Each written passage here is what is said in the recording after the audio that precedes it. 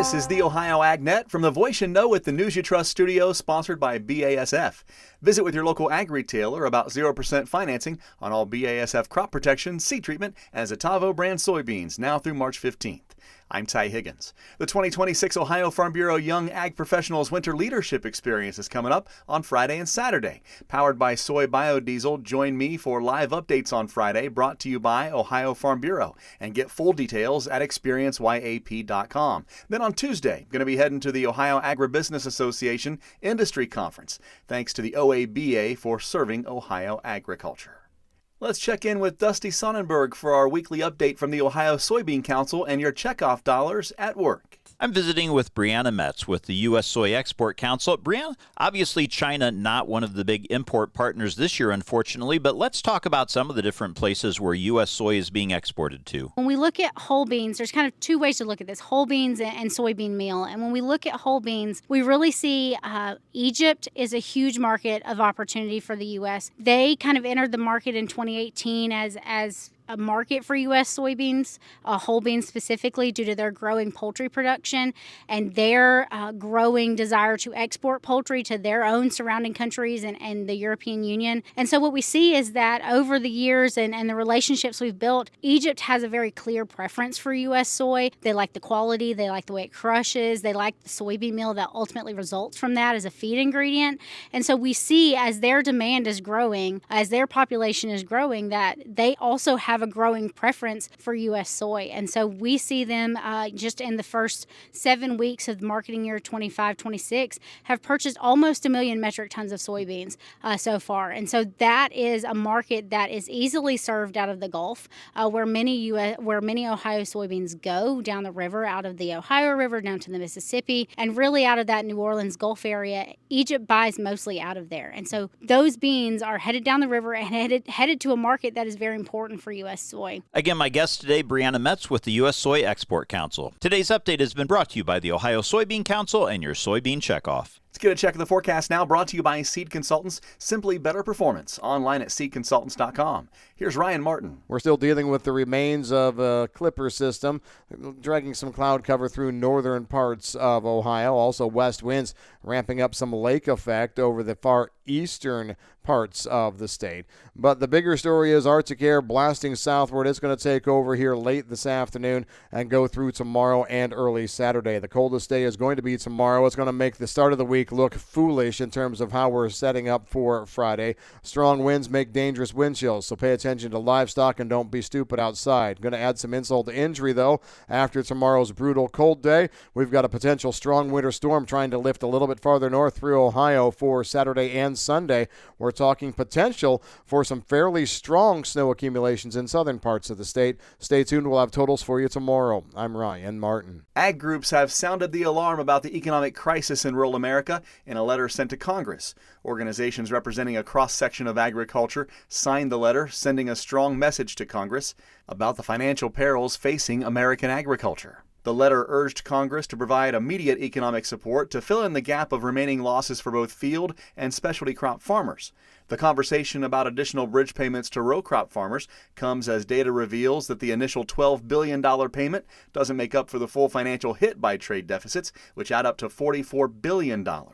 Luke Crumley, Director of Public Policy and Sustainability at Ohio Corn and Wheat, weighs in. First off, we should recognize that the Trump administration worked really hard at the end of the year to find this money that could help growers yet again navigate some of the difficulties that have come as the administration leverages trade policy to impact foreign policy, right? And the administration's commitment to helping growers navigate that has been steady, it's been firm, it's what we needed in the moment. But what our growers are not calling me for, Ty, they're not calling me to ask for another bridge payment. They're not asking for a paycheck in the mailbox. What our growers have beat the drum on for as long as I can remember, even in my time as a congressional staffer, is that they want market opportunity. The renewable fuel standard set us on a new path to profitability for corn growers in this country because it opened up a market opportunity, not because it was a handout. And our growers continue to produce more and more, better and better, to meet growing demand in that space. We have a real opportunity in this country with E15 to move the needle further. We can get past that 10% blend wall. In fact, I believe it was last month, for the first time ever, for a month, our blend wall went above 11%. That's huge. If we can sustain that 11% share of the market for a year, that's 470 million bushels worth of demand for American corn growers. That's not a government payout. That is the marketplace responding and giving real demand for real products. That's huge. So we know that growers of all types, whether they're corn or wheat farmers or soybean growers or cotton farmers or rice or peanuts, whatever, there are folks who needed that bridge assistance. But I think what you're hearing across the board in a lot of agriculture is push for new market opportunity. That's Luke Crumley, Director of Public Policy and Sustainability at Ohio Corn and Wheat. A new guide can turn 2025's challenges into opportunities in 2026, as Allison Kinney tells us. As Ohio farmers prepare for the 2026 growing season, many are reflecting on the lessons learned from 2025. The newly released 2025 eFields Research Report arrives at a perfect time, offering data-driven guidance to help producers make informed decisions in the year ahead. The 2025 report summarizes 102 on-farm field-scale research trials conducted across 29 Ohio counties, representing a diverse cross-section of soils, cropping systems, and management styles. These farmer-led trials are designed to answer practical production questions using real-world conditions. For more information, the entire article can be found at ohioagnet.com. I'm Allison Kinney reporting. Thank you, Allison. The Ohio AgNet continues after this. It's time for the Morton Buildings Building Value Days sales event running now through the end of February. Morton buildings are built stronger, last longer, and look better. So if you're planning for a garage, farm shop, stall barn, a storage building for your RV, boat, or collectibles, or anything in between, act now. Our buildings are built to last, but these savings won't. Visit mortonbuildings.com or contact your local Morton office to take advantage of current savings on new buildings. Certain restrictions may apply. Offer valid only on select new building orders placed between January 5th and February 28th, 2026. Attention construction pros. Purple Wave Auction brings quality equipment to your fingertips. Join our bi-weekly online auctions featuring dozers, excavators, loaders, and more.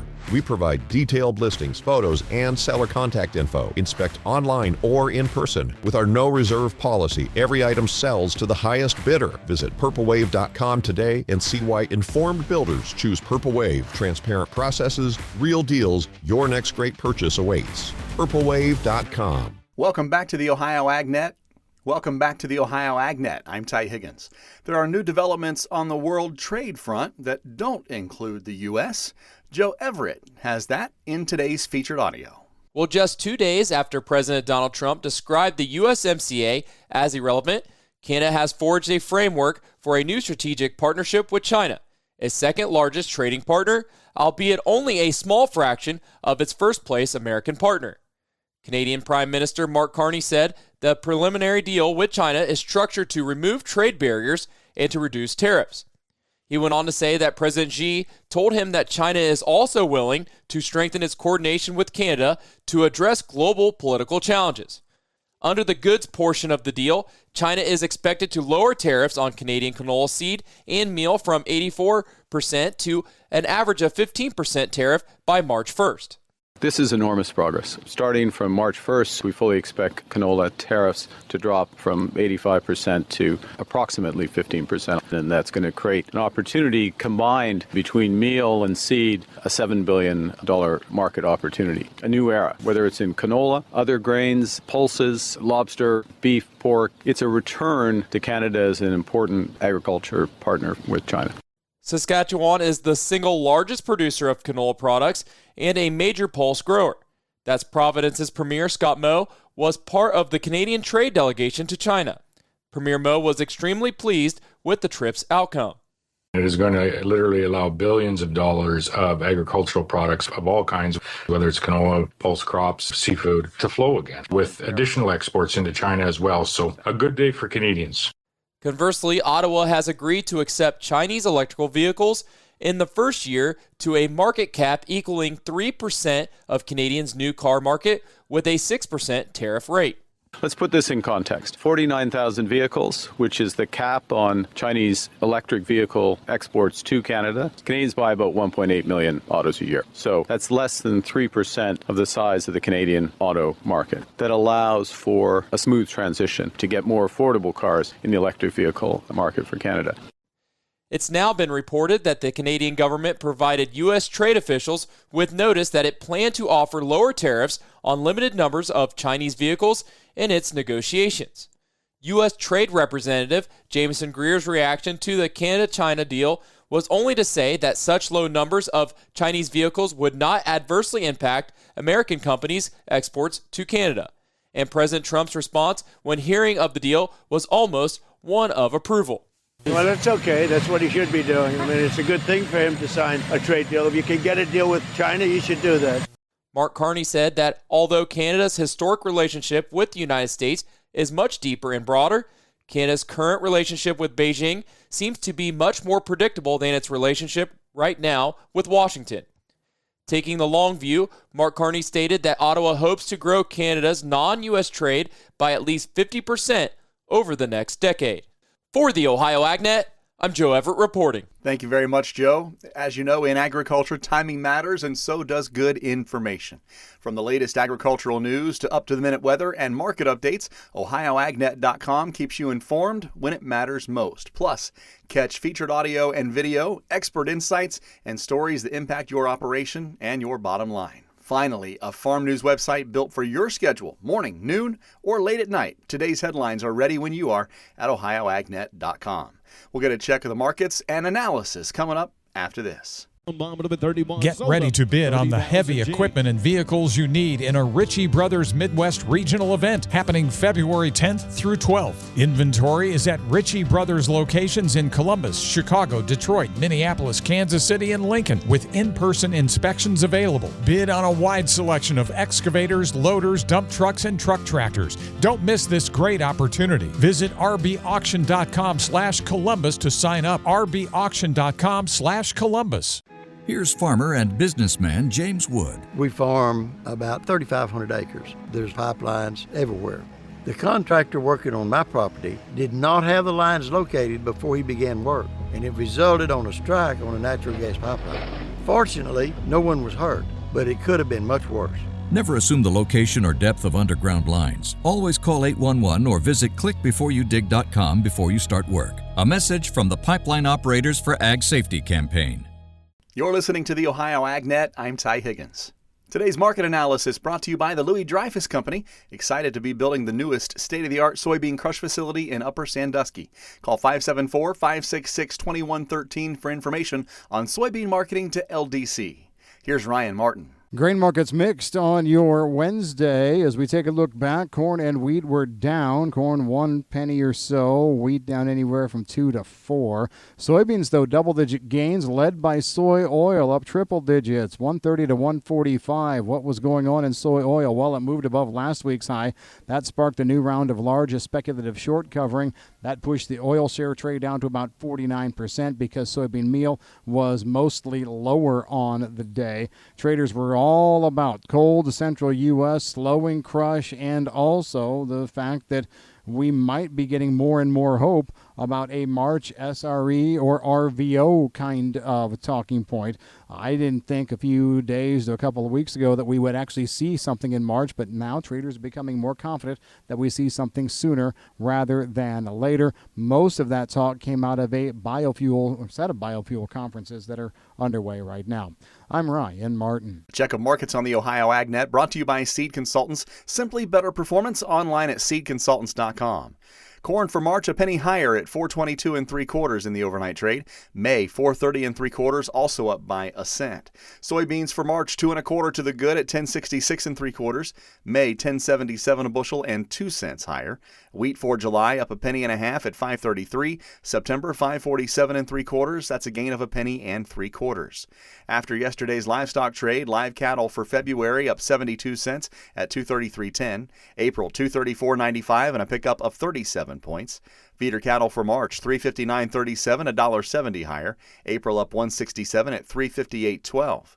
And lean hogs for February, no change after yesterday's trade, 87.85. April, 95.60, and a gain of 42 cents. Check out OhioAgNet.com for more markets, weather, and today's farm news. I'm Ty Higgins reporting.